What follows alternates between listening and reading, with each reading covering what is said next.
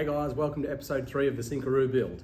And look, first of all, I just want to say thank you for all of your support, all of the comments, all of the emails, the people who emailed me asking where episode 3 was. That was very encouraging, and it kicked my butt into gear a little bit. We had a few Subaru engine conversions on the hoist here for customers that we had to nail, so we had to get those out of the way, and we've nailed those now, and episode 3 is now live. So in this episode, you'll see us work through the process of the CV shaft at the front. So one end of the CV shaft has the splines for the VW Syncro CV, and the other end has the splines for the CV of an inner Subaru to go to the front differential.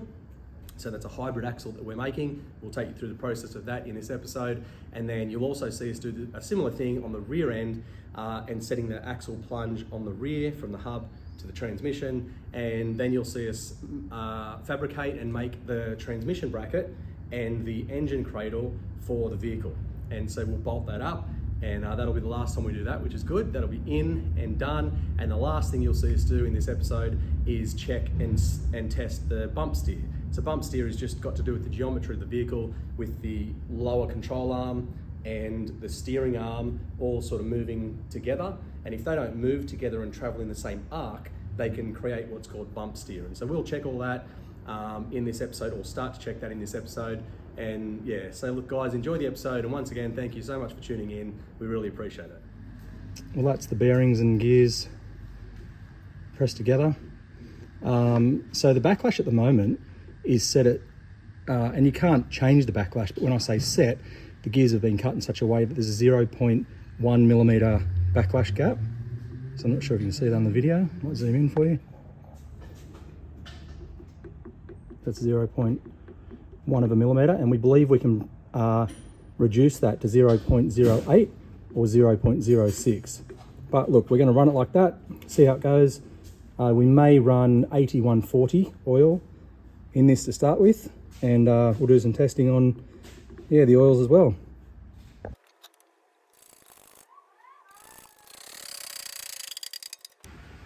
Okay, so the polycarbonate bulletproof glass case half has been installed. And as I was saying before, the cut or the design of this case really helps magnify the image here. So I can see, I'm not sure if you can see as well as I can, but I can see the tooth of the gear really clearly. So we'll be able to see the condition of the teeth, how they're wearing, any wear patterns and things like that. You can see the backlash. If I show you just down in here, if I turn this ever so slightly, that's 0.1 of a millimeter. That's the backlash set there at the moment. So we can visually check that while it's on the vehicle and just see if that opens up or not, which it shouldn't. But yeah, so this will be a really good tool. It'll let us know if there's any issues early, and we won't flog them too hard with this case on. But then once we get some kilometers up on this case and we're happy with it, we'll swap it out for the aluminium or aluminum if you're American case half, and then that's when we can really put them to the test, when the aluminium case half is installed. So we'll probably run, who knows, we don't know at the moment, but maybe 1,000 to 2,000 Ks with this case on, just to, or maybe 4,000 or 5,000 Ks with this case on, just to watch, and then swap it over to the aluminium one. And in that, we'll be doing heat testing. So we'll have a heat gun that we can point at this and just to check temperatures, and yeah, we'll do some testing on oils and all sorts of different things. But this case will be absolute gold for our testing.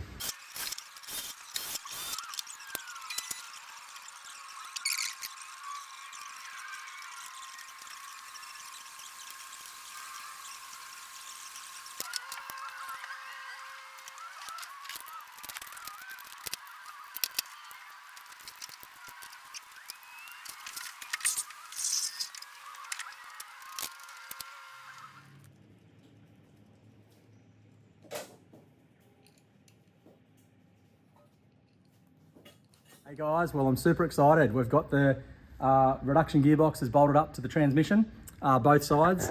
And so we've been waiting around 19 to 20 months for this project to come to fruition. So that's why I'm so excited. I mean, look, we're not there yet. There's still a little way to go, but as a project gets closer, it just gets more and more exciting. You can see the Syncaru subframe up there waiting to receive the tail shaft. That's what's going to drive the whole thing, or at least the all-wheel drive part. And so tomorrow the engine gets bolted to the gearbox, then the gearbox and engine get bolted up into the car, which are with a custom frame or cradle that we'll make. Then we'll have a cradle at the back as well. We're probably going to use the genuine Subaru mount there, and then make a cradle at the back, put it in the perfect position for the plunge and the alignment of the tail shaft, and that'll come through up to the Subaru differential, and we'll have the provision at our tranny mount as well for the protection rails. So you can see this is all in, apart from the brake calipers, this is all looking good. So we're just getting closer and closer. Super exciting. Okay, so we're going to tackle the CVs just to get the length. We'll get that up in there. We will endeavour today to get the plunge correct, to make sure when the suspension travels up and down, there's still enough plunge for the CV to sort of do its thing. So that's what we'll be doing. We've shortened the axles. These axles come with splines from here all the way down, so we could choose where we positioned our CV, because we 3D modelled everything, but this is a sure way to make sure we can just adjust it to exactly where we want it. So yeah, that spline, that's why the spline goes down to here, and we've just got that tape there now because we've cut this shaft down. We believe that will go up and on, and then we'll get onto the other side. But that's what oh yeah, there's a better view of how long that spline is. So we can choose where the CV sits. So it ends up we've cut around about that much off, 15, 20 mil or so, and then that'll go up and join on. Okay, so we've ratchet strapped one out here and one out here just to stop the transmission moving. So we've centered it, we've measured from one case half out to the other case half out, so we know we're in the center. We've got our mount back here. That's pretty much how the mount system will work. And then now we're still working on this axle. So plunge is fine. Here, do you want to just do that plunge? So the plunge is good there. Keep the plunge, and that's at full droop. So the suspension is at full droop at the moment. So obviously, as you put the car on the ground, there's weight on it, that goes up, which will level that out. And from, again, the 3D modelling that we did, it's proved that droop with that size axle is fine, and then at full squat it also tells us that angle is fine. So this is what I was saying before, it doesn't matter, because although we're a little bit further back that way, it doesn't matter, because usually you can see there, that's the output of the 5-speed manual. Because we've got a second gear, our output is back here, so it actually still lines up really well. Hopefully you can see that. So yeah, and as I've mentioned a few times, these can be rotated. So on a lifted bus, you can see all the bolts. There's 6 bolts at the back here, and you can rotate that down. So then if you've got a lifted bus, this end of the portal or the case can rotate down this way, so that it gives a better angle. So anyway, we're working on CV axles, and look, that looks a lot worse than it is. When I say that, you go, oh wow, that's short, but don't forget, the CV bolts back here to the stub axle. I wish I had one here to show you, because if you're not familiar with this, it may not make much sense. But there's an axle, stub axle, that goes out to your wheel, out to your hub, and it finishes here, that flange. It's like a flange like this, and that's where your CV bolts to this flange. Back in here, same thing, your CV bolts around about here somewhere. So there's that much more length on that axle. So I'll get a full length of the axle in a second and show you, but that's pretty much where we're going to be. And then we'll do the same on the other side. So the tail shaft's dummied up in there. The transmission engine are dummied up in there. We've moved it back a bit. So the good thing is this tunnel here won't have to be anywhere near as big, but we'll figure that out later. But what we're doing now is working out the alignment for the engine cradle, and we're just working it all off where this portal hub or the reduction gearbox will line up with the axle. So that's our main determining factor. And then after we set that, we can work out exactly where we set the engine and then the transmission and go from there. All right, so that's where it is now. You can see the CV comes, or the CV shaft comes straight out towards our RGB, the center, and then now we can work out transmission cradle and engine cradle going across the engine mounts there. And then we'll figure out tail shaft as well. That's where we've ended up. Okay, so that's the transmission mount so far. We've used the standard Subaru transmission mount, and then we're just welding brackets across here out to the trailing arm bolt. So we'll have a tab coming off there, and that's going to be super strong out there, which will be good. And then out to this one. So this is just to get our angles, and then we'll make the proper bracket off what we're doing here. We're just tacking it all up, and then we'll show you the next part of the process. So that's what we've got so far as a transmission bracket.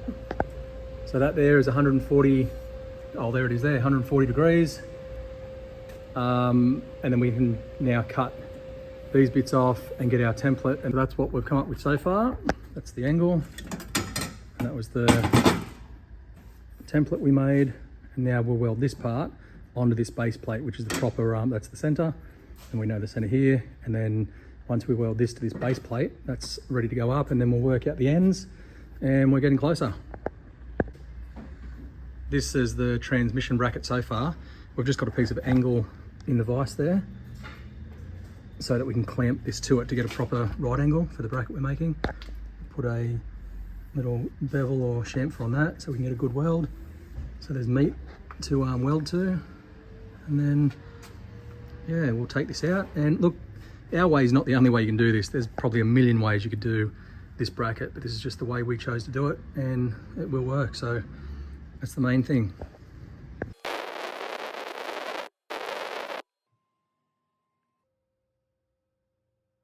And that's the transmission mount so far, now mounted up on the genuine Subaru mount, and then out to the lower control arm, or lower trailing arm brackets I should say. And then we'll make a little tab coming off here. All right, so that's the little tab piece we've come up with so far, a couple little angles on it. So we're gonna keep it flush up here, cut this little part off here, and then drill a hole where the bolt goes. So mark it like that, not too much or it squirts everywhere. Mark it with a bit of grease, work out exactly where you want to be, which is there. And then we go damp. And on the back, hopefully, that gives us our center.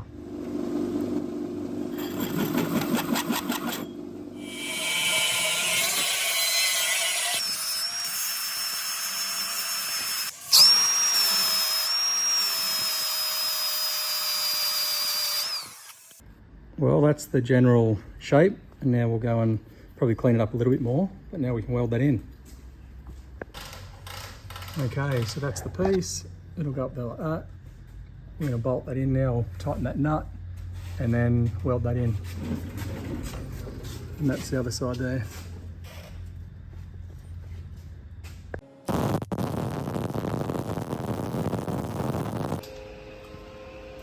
So that's the bracket welded in. One advantage of just having the one bolt there, and then on this side where I am as well, is that when you're setting the height of your engine, if you want your engine down, then the front of the engine comes down, and then it would just pivot on that bolt there. And then after you set the engine and it pivots, you lock it up. Or if you want the engine higher, you put the front of the engine up, that bracket would pivot up, and then you can lock that off again. So that's one thing. The other thing is too, the reason we shaped it the way we did, there's a piece of sheet metal at the top there that overlaps, so we couldn't go bigger up the top. So we just hugged the radius or the shape of that bolt. And then the reason we've done this kick here is because there's a bent piece of steel there, and that little bend is a leading edge in a way for that bush to push straight up without catching on the edge there. So anyway, that's why we did what we did. And just a quick note on this transmission mount, our hole in here will be elongated. So it'll be elongated to match the elongated hole in this bracket. So then no matter what you do there with the settings, this can all stay in the same spot. Now that we're up to the engine cradle, we're going to cheat a little bit. A little while ago I made a jig up to make these engine cradles the same every time. So this engine cradle we've got here actually suits the engine position or sits the engine in the position where it should be for a 4-speed auto 4EAT Subaru transmission. So I'm going to grab one of these and we'll modify it for it to suit the position where it needs to sit for the 5MT. All right, so that's the engine cradle that we've taken and cut, and we're going to modify. You can see we've just got a bit of angle here to keep all that straight, and then we'll now figure out where it's got to go up to here. All right, our extender piece is in there. That will extend the length. We've put a chamfer on, can't really see it, but we've put a chamfer on this piece and that piece so that we can get as much weld in there as we possibly can. So this is just a really simple tool, but really effective that we've made. We use this whenever we make a new engine mount, or a cradle, I should say, an engine cradle. It's just a piece of tube.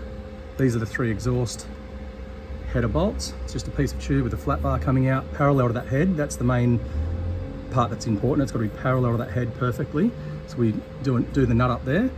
And then as you come out, that part gives us, from out to the plumb line that drops from the chassis, that gives us the distance out between the head and the chassis.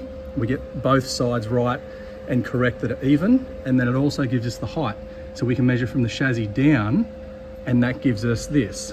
So not only do we get position of engine being left to right with this tool, it also allows us to work out the angle to make sure it's dead flat. So that's the extended pieces we put in. Again, this is only just for this vehicle to get this on the road, and then when we get this perfect, which we have now, we can make a jig so that the engine cradle that comes with the Syncaru kit will be spot on. So the transmission cradle, this is what it looks like. There can be one piece laser cut as well and bent. This is just to get us on the road. We've welded the sides on, as you can see. That's our shapes, and then that goes to the genuine Subaru mount. All right, so the engine cradle and the transmission cradle are both done. So engine cradle's here, using the 2 genuine Subaru engine mounts, and you can see the tranny cradle at the back using the genuine Subaru 5MT mount. So you can see that's where we had to put our little extension in. That's the engine cradle there. And that's the transmission cradle. We'll cut those studs off. So that's the tail shaft spacer we've had made up. So this little male lip there goes into the ID of the front differential there. And then that part there receives the male part of the tail shaft. And so this is for, it's 22 millimeters thick through here and here. And that's for a 2006 Outback tail shaft to suit the Syncaru setup. And then we can make these a bit thicker or thinner depending on what tail shaft the person uses when they do the conversion. All right, so it's time to dummy up these skid rails, or the protection rails that go alongside the tail shaft.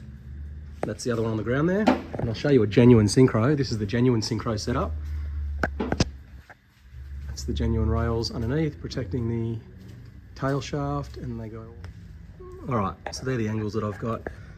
Technically, if I cut this little triangle out, I'll be able to bend that up, and then that will give us the angle that we want at the rear of the vehicle here, the departure angle.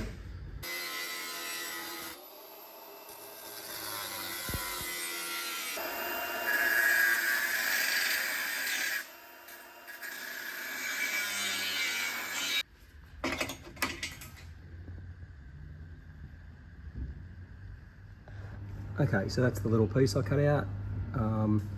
Hopefully do this one-handed, but I should be able to bend this now. Bend that up to there. And now I've got to cut it shorter, but that gives me the correct angle, and now I can weld across there. All right, so you can see what's happening. That's basically going to go there. I'll cut it off about here now, and then we'll make a little step down from here down, so it gives the best angle. All right, so that's the little bend we put in it, the cut the triangle out.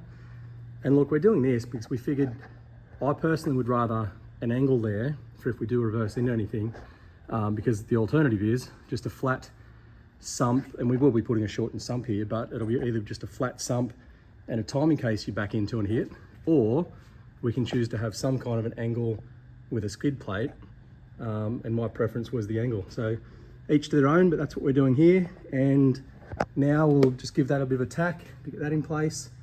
Then we'll gusset that, then we'll weld this off, and then we'll make a little stand from this steel right angle plate we've got down to here.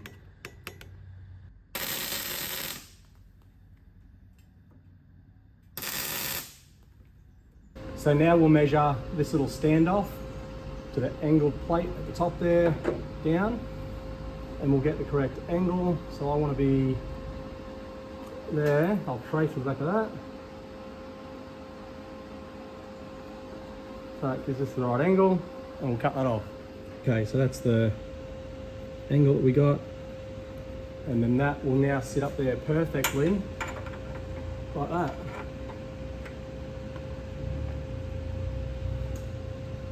Perfect. Clearance here, right angle there. Now we can tack this in.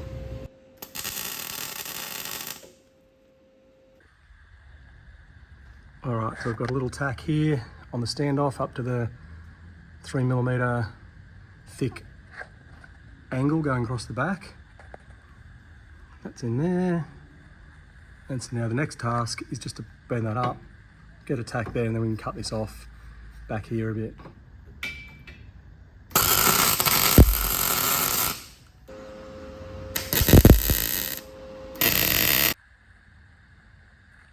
All right, so that first one on the left there is done, the protection rail or the skid rail. This right hand one now we're dummied up with the apprentices, or what we call the apprentice, the big stands there. And they're holding all that in place. And then I've cut my little, sorry not cut, I've drawn my little V that I've got to cut out for it to match that angle.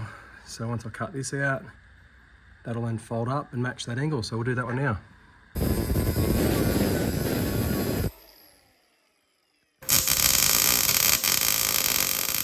So we'll have the exhaust sort of tuck up and out, and on this side too, up and out. So get it right up out of the way, install the shortened sump, and it will be pretty good. But that's it. So skid rails are in, still got to weld them all off. They come out from an angle because it gets wider at the sump. So that's why they're on an angle like that.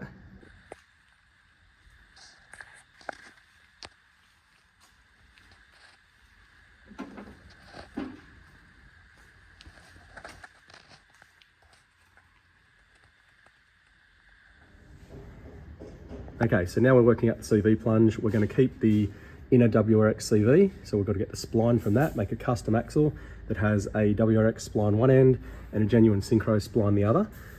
So we'll get the plunge right there, and then install a genuine Synchro CV here, and then work out where it comes out to, and then cut both of them, tack them together, and that will give us our length for the custom shaft.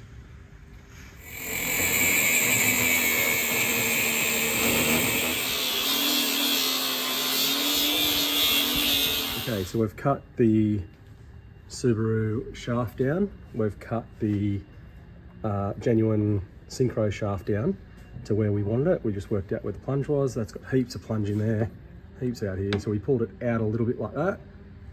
Just pulled it out a bit because it's on full droop.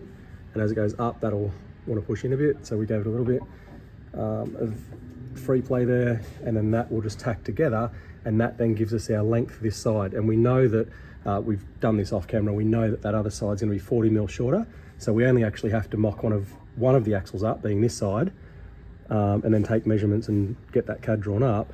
And then we know we just knock 40mm off the total length, or take 40mm out of the middle, that will be then correct for this side. So two different size length shafts, because as you can see, because of the way the crown wheel and pinion sit, this side is actually wider, so this shaft is actually a bit shorter.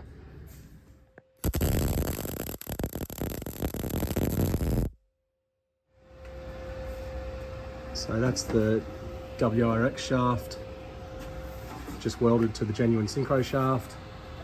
and that's so that we can just get a length now. That's what the hybrid axle will look like. So that's standard CV from a Syncro on one end, standard Subaru CV on the other end. That's the inner that goes to the front differential, and then our hybrid axle, that gives us now an overall length that we need. And that hybrid axle will have a spline on one end for this genuine V-dub CV, and a spline on this end for the genuine Subaru CV. And we know that the other side, we just need to take around 40 millimeters out of this shaft to make it the correct length for the other side.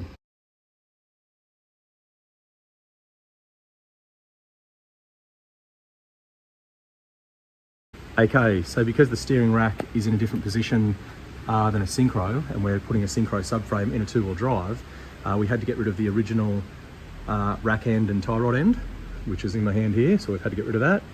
And I went down to the spare parts place. Lucky we have a good relationship with them, because I was down there for about 4 hours looking at every single box, opening every single box, trying not to mix everything up on them. But we ended up walking out of the shop with a system that's going to work. So there's enough thread in here for this to be safe, lengthen the rod so that we can get it into the actual knuckle there. And just so you know, I know that looks close, but there is a gap, and this is on full droop at the moment. So that's at full droop, and there is still a gap there. So we're not hard up against there. I know someone will probably see that and wonder, so I thought I'd just point that out. And now we have to work on checking and measuring bump steer. So if you don't know what bump steer is, it's basically, the easiest way to say it is as you go over a bump, this here, the tie rod and the rack end, and this lower control arm, it's all got to do, bump steer's all got to do with geometry of the front of the vehicle. And if it's not right, you can either bump out or toe out on bump, or toe in on bump. So we'll measure all that now and see where we sit and see if it's acceptable, and see what we have to do to fix it if it's not. So I've got a adapter plate there. That's just a wheel adapter plate that I'm going to use to get the PCD, and then trace it onto that big plate there.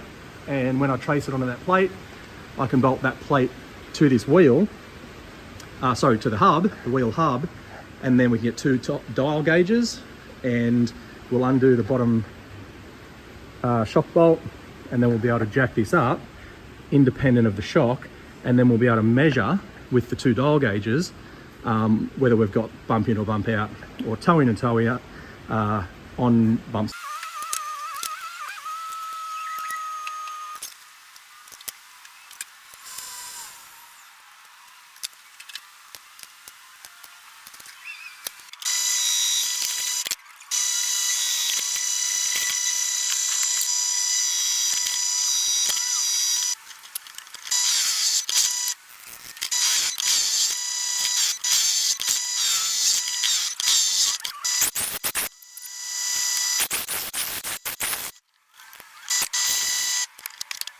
Okay, so now the holes have been cut in the plate.